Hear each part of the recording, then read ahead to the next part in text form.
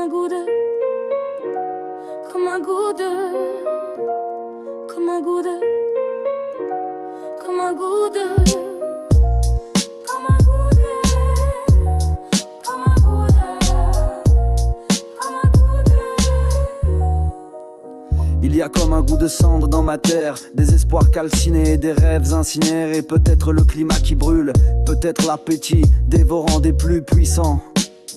Il y a comme un goût de peur chez les enfants. Les petites filles étouffent des cris derrière les maisons. Et les petits garçons sur le chemin de l'école sont dépouillés de leur courage naissant.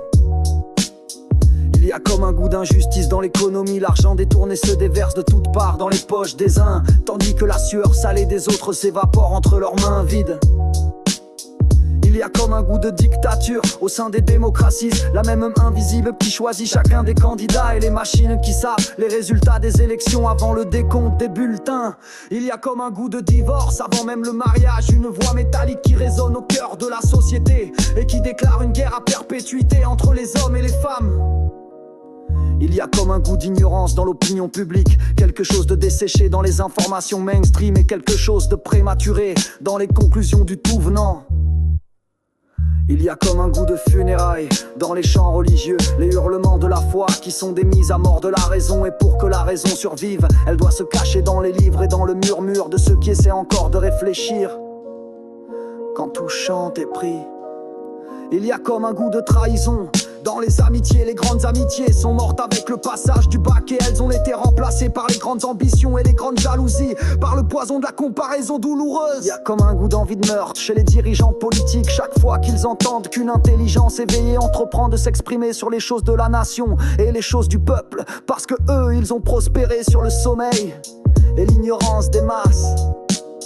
Il y a comme un goût de chaos dans l'ordre mondial, des dirigeants de nations qui dirigent avec leur égoïsme individuel et leur égoïsme de groupe, et qui ne réfléchissent que pour chercher les moyens de mieux conserver leur pouvoir et de mieux blinder leur fortune. Il y a comme un goût d'indifférence dans le ciel, des milliards de prières qui se brisent contre le mur du grand silence cosmique, et les croyants qui sont obligés de se répondre eux-mêmes en remplissant le ciel des projections de leurs propres pensées et de leurs propres chimères. Il y a comme un goût de désespoir dans mon humanité, la persistance des religions et la persistance des suicides, et toujours aucun sauveur qui descende du ciel, aucune armée d'anges qui descendent du ciel, aucune cohorte de vaisseaux de lumière qui descendent du ciel.